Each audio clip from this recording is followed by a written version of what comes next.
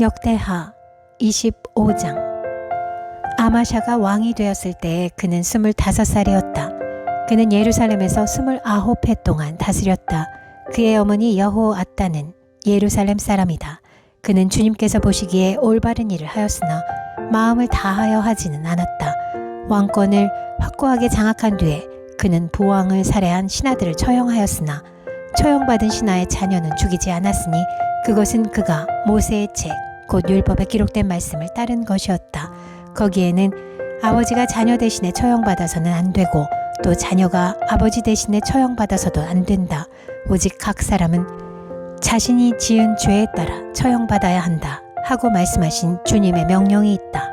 아마샤는 유다 지파와 베냐민 지파 사람들을 그들이 소속된 가문별로 군대 단위로 조직하고 그들 위에 군대 지휘관인 천부장과 백부장을 임명하여 세웠다. 이 군대 조직에 편성된 사람들은 20살 이상 된 남자들로서 모두 30만 명이나 되었다. 이 사람들은 창과 방패로 무장하고 전쟁터에 나갈 수 있는 장정들이었다. 이 밖에도 그는 은 100달란트를 주고 북왕국 이스라엘에서 용감한 군인 10만 명을 고용하였다. 그러나 어떤 하나님의 사람이 아마샤에게 가서 말하였다.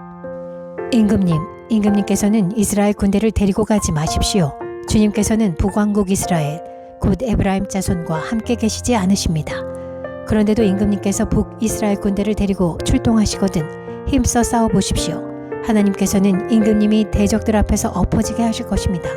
하나님께서는 임금님을 이기게도 하실 수 있고 지게도 하실 수 있습니다. 아마샤가 하나님의 사람에게 물었다. 북이스라엘 군인을 고용하느라고 지불한 은 100달란트는 어떻게 하면 좋겠습니까? 하나님의 사람이 대답하였다. 주님께서는 그것보다 더 많은 것을 임금님께 주실 수 있습니다. 그래서 아마샤는 에브라임에서 온 군인들을 그들의 고향으로 돌려보냈다. 그들은 유다 사람에 대하여 몹시 불쾌하게 생각하면서 고향으로 돌아갔다. 아마샤는 용기를 내어 출병하였다. 소금 계곡에 이르러서 세일 자손 10,000명을 죽였다. 유다 군대가 또 별도로 10,000명을 산채로 붙잡아서 절벽 위로 끌고 올라가 그 밑으로 떨어뜨리자 그들의 몸이 으스러졌다. 그러는 동안에 아마샤가 전쟁에 함께 데리고 출동하지 않고 되돌려보낸 북이스라엘 군인들은 사마리아와 베토론 사이에 있는 유다의 여러 마을을 약탈하고 사람을 3,000명이나 죽이고 물건도 많이 약탈하였다. 아마샤는 에돔 사람들을 학살하고 돌아올 때에 세일 자손의 신상들을 가져와서 자기의 신으로 모시고 그것들 앞에 경배하며 분향하였다. 이 일로 주님께서 아마샤에게 크게 진노하셔서 예언자 한 사람을 보내시니 그가 가서 아마샤에게 말하였다. 이 신들은 자기들을 섬기는 그 백성들을 임금님의 손에서 건져내지도 못하였는데 임금님께서는 이 신들에게 비신이 어찌 된 일입니까?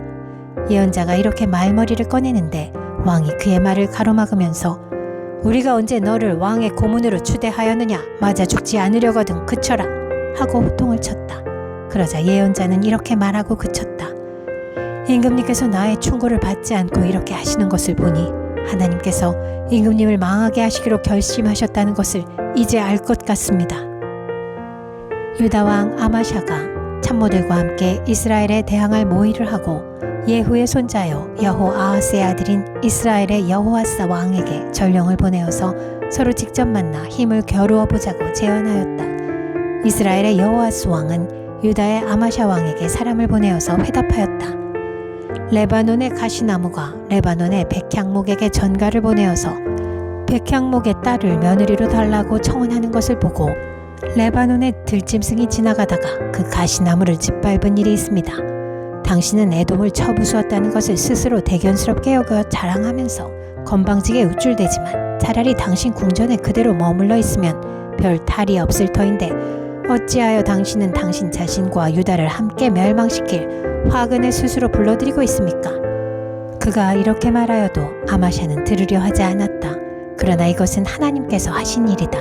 유다 사람들이 에돔 신들의 뜻을 물음으로 하나님께서 유다 사람들을 여호아스의 손에 넘겨주시려고 아마샤의 마음을 그렇게 만든 것이다. 이스라엘의 여호아스 왕이 올라와서 유다의 아마샤 왕을 맞아 유다의 벳세메스에서 대치하였다. 그러나 유다 군대는 이스라엘 군대에게 패하여 뿔뿔이 흩어져 자기들의 집으로 도망가고 말았다. 이스라엘의 여호아스 왕은 벳세메스에서 아하시아의 손자요 요아스의 아들인 유다의 아마샤 왕을 사로잡아서 예루살렘으로 들어왔다.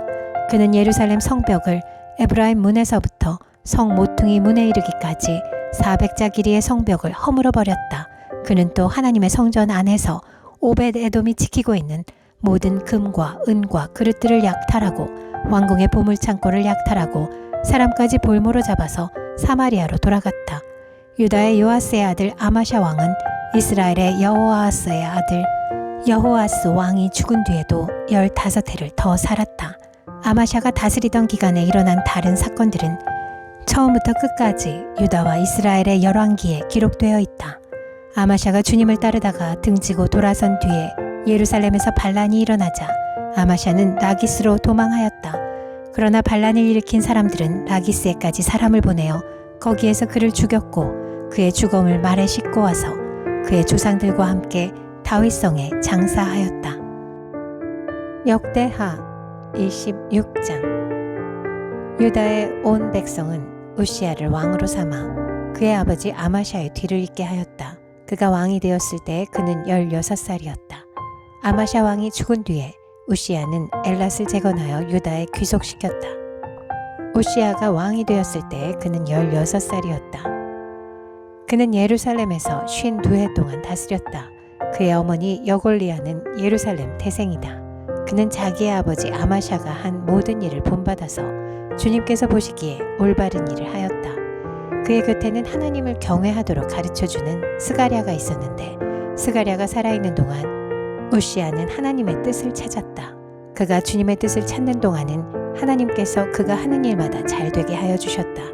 우시야가 전쟁을 일으켜 블레셋과 싸우고 가드성과 야브네 성과 아스돗 성의 성벽들을 헐고 아스돗 땅과 블레셋 지역 안에 성읍들을 세웠다. 그는 하나님의 도움을 받아서 블레셋 사람과 구르바알에 사는 아라비아 사람과 마온 사람을 쳤다. 암몬 사람이 우시야에게 조공을 바쳤다. 우시야가 매우 강하게 되었으므로 그의 이름이 저 멀리 이집트 땅에까지 퍼졌다. 우시야는 예루살렘의 성 모퉁이 문과 골짜기 문과 성굽이 이 세 곳에 망대를 세우고 그곳을 요새로 만들었다. 그에게는 기르는 가축이 많았다. 언덕지대와 평지에는 농부들을 배치시켰고 산간지방에는 포도원을 가꾸는 농부도 두었다. 그는 농사를 좋아하여서 벌판에도 곳곳에 망대를 세우고 여러 곳에 물 웅덩이도 팠다. 우시야에게는 언제든지 나가서 싸울 수 있는 큰 규모의 군대가 있었다. 여이엘 병적 기록관과 마아세야 병무 담당 비서관이 이들을 징집하여 병적에 올렸다. 이 두 사람은 왕의 직속 지휘관 가운데 한 사람인 하나냐의 지휘를 맡았다. 그 군대에는 2600명의 장교가 있고 그들의 밑에도 왕의 명령이 떨어지면 언제라도 대적과 싸워 이길 수 있는 30만 7500명의 군인들이 있었다. 우시야는 이 군대를 방패와 창과 투구와 갑옷과 활과 무린매로 무장시켰다. 예루살렘에는 무기 제조 기술자들을 두어 새로운 무기를 고안하여 만들게 하였으니 그 무기는 망대와 성곽 모서리 위에 설치하여 활과 큰 돌을 쏘아 날리는 것이었다. 그의 명성이 사방으로 퍼졌고 하나님께서 그를 도우셨으므로 그는 매우 강한 왕이 되었다. 우시야 왕은 힘이 세어지면서 교만하게 되더니 드디어 악한 일을 저지르고 말았다. 주님의 성전 안에 있는 분향단에다가 분향을 하려고 그리로 들어간 것이다. 이것은 주 하나님께 죄를 짓는 일이었다. 아사랴 제사장이 용감하고 힘이 센 주님의 제사장 80명을 데리고 왕의 뒤를 따라 들어가면서 우시야 왕을 말렸다. 제사장들이 외쳤다. 우시야 임금님께서는 들으십시오. 주님께 분향하는 일은 왕이 할 일이 아닙니다. 분향하는 일은 이 직무를 수행하도록 거룩하게 구별된 제사장들, 곧 아론의 혈통을 이어받은 제사장들만이 할 수 있는 일입니다. 이 거룩한 곳에서 어서 물러나시기 바랍니다. 왕이 범죄하였으니 주 하나님께 높임을 받지 못할 것입니다. 우시야는 성전 안 분향단 옆에 서서 향로를 들고 막 분향하려다가 이 말을 듣고 화를 냈다. 그가 제사장들에게 화를 낼 때에 그의 이마에 나병이 생겼다. 아사랴 대제사장과 다른 제사장들이 그를 살펴보고 그의 이마에 나병이 생긴 것을 확인하고 그를 곧 그곳에서 쫓아냈다. 주님께서 우시야를 재앙으로 치셨으므로 그는 급히 나갔다. 그는 죽는 날까지 나병을 앓았다. 주님의 성전을 출입하는 것도 허용되지 않았으므로 나병 환자인 그는 별궁에 격리되어 여생을 보냈다. 왕자 요담이 왕실을 관리하며 나라의 백성을 다스렸다. 우시아의 통치 기간에 있었던 다른 사건들은 초기의 것에서부터 후대의 것에 이르기까지 아모스의 아들 예언자 이사야가 기록하여 두었다. 우시아가 죽어서 그의 조상과 함께 잠드니 그가 나병 환자였다고 해서 왕실 묘지에 장사하지 않고 왕가에 속한 변두리 땅에 장사하였다. 왕자 요담이 아버지의 뒤를 이어서 왕이 되었다. 역대하 27장. 요담이 왕이 되었을 때에 그는 25살이었다. 그는 예루살렘에서 16해 동안 다스렸다. 그의 어머니 여루사는 사독의 딸이다. 그의 아버지 우시아가 한 것을 그대로 본받아서 주님께서 보시기에 올바른 일을 하였으나 그의 아버지와는 달리 주님의 성전에는 들어가지 않았다.